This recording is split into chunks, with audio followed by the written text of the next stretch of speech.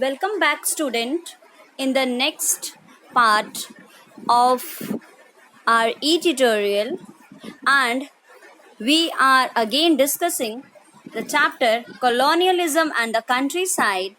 Already we have read about the introduction as well as the permanent settlement, the system of jotedars, and fifth report.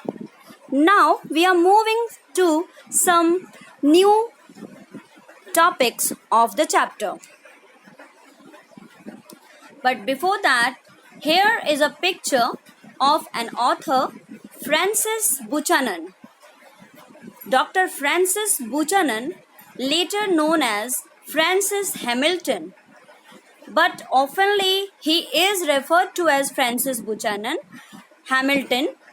He was a Scottish physician who made significant contributions as a geographer, geologist, and a botanist while living in India.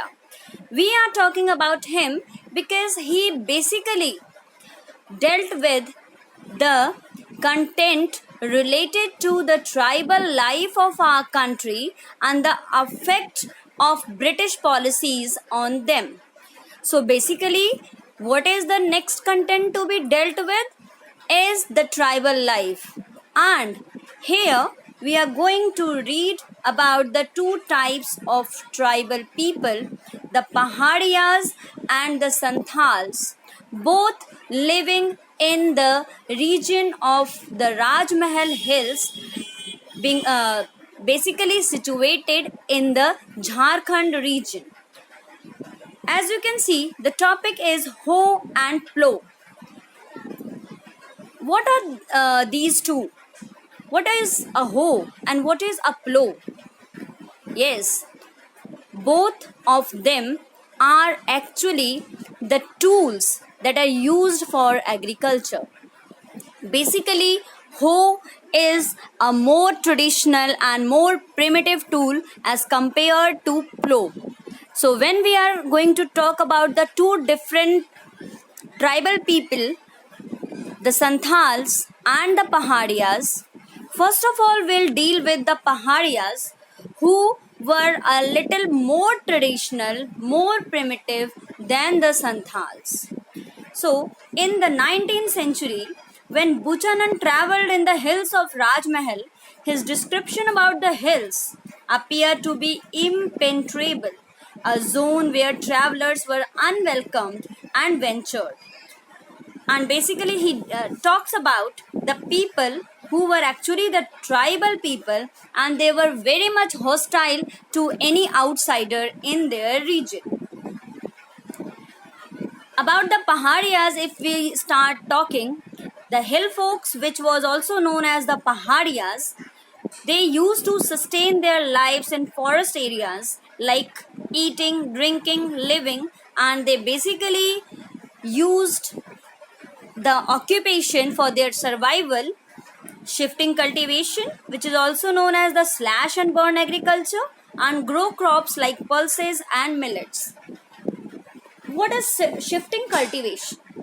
Shifting cultivation basically means for a type of primitive cultivation where the tribal people or the people living in forested areas, they just clear down a small patch of land,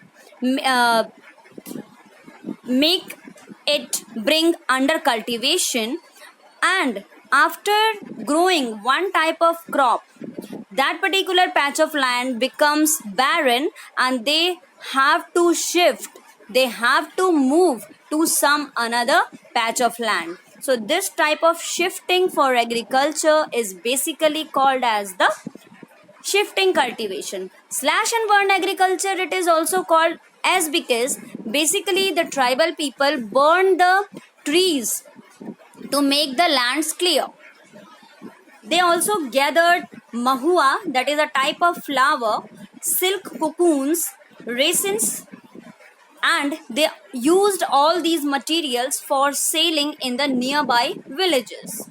They gathered food and hunt animals in the forest, land, and also wood for charcoal production.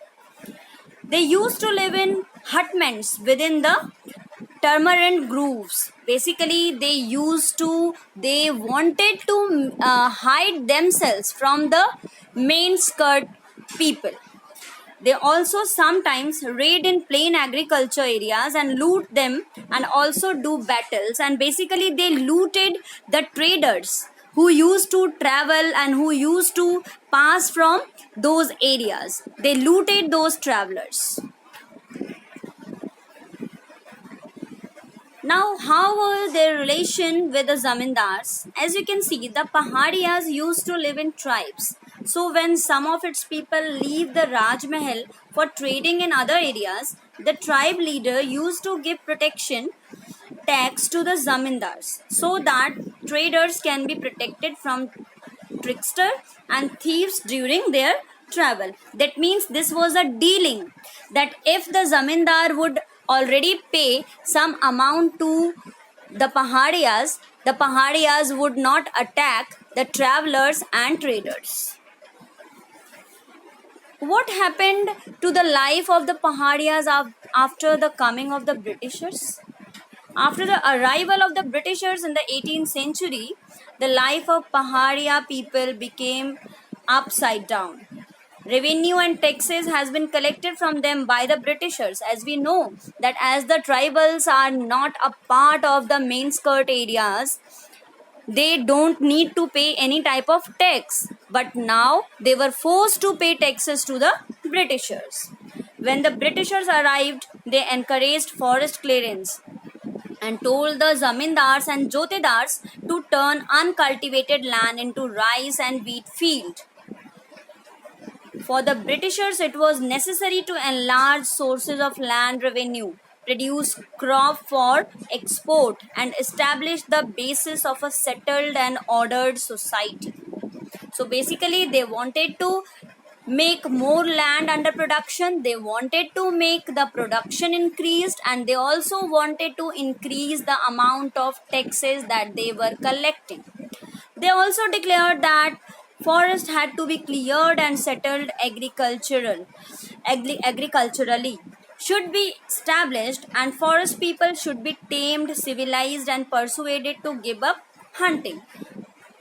Means what basically the Britishers wanted? They wanted that the tribal people must clear the land first, must make the land under cultivation, and then they also provide the service of labor class in the fields.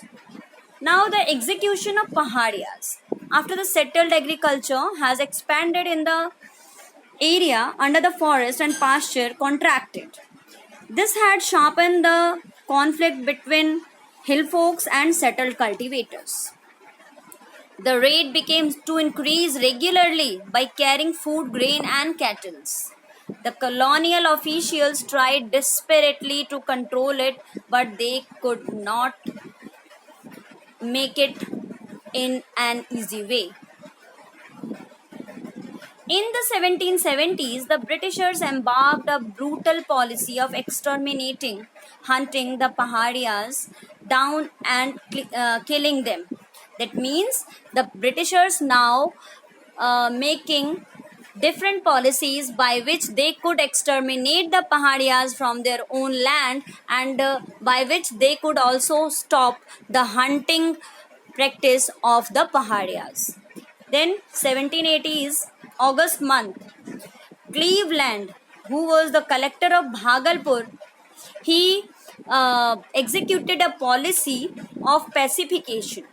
Pahadiyas chief were given annual allowances and made responsible for proper conduction of men, and they were also made allowances to persuade the different Pahadiya people for working for the British concern.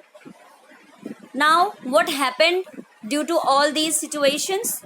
The migration of Pahadiyas was the final one. The tribes of Rajmahal did not want to be the slaves of the Britishers. They were given monthly allowances by the Britishers for agriculture, but still they had regretted it. and to become free from the Britishers, they were forced to move deeper from the hills, and there was more confined to the dry interior and climate. Due to the dry climate, agriculture was difficult, and it made their lives miserable.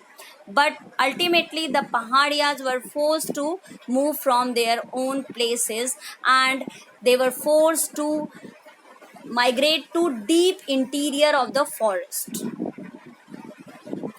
Now we are coming to the next tribal community, the Santals. The condition and the situation of these Santals was a quite little different and better than the Paharias. The Santals are a Munda ethnic group native to India and Bangladesh. Santals are the largest tribe in the Jharkhand state of India in terms of population, and are also found in the states of Assam, Tripura, Bihar, Chhattisgarh, Odisha, and West Bengal. The Santals were given land and persuaded to settle in foothills of Rajmahal. After the extermination of the Paharias, now this was a new tribe who came exactly into the same land and started settling down over here. By 1832, a large area of land was demarcated as Damin-e-Koh. This was declared as the land of Santals. After the demarcation of Damin-e-Koh, Santhal settlement expanded rapidly. From 40 villages in the area in 1838, as many as 1473 villages had come up by 1851. Over the same period, the Santhal population had increased from a mere of 3,000 to over 82,000. As cultivation expanded, an increased volume of revenue flowed into the company's copper. So basically, after the coming of the Santhals, the situation under the Britishers was a little different. And what was this difference? Very soon we'll discuss about that. Till then, thank you so much.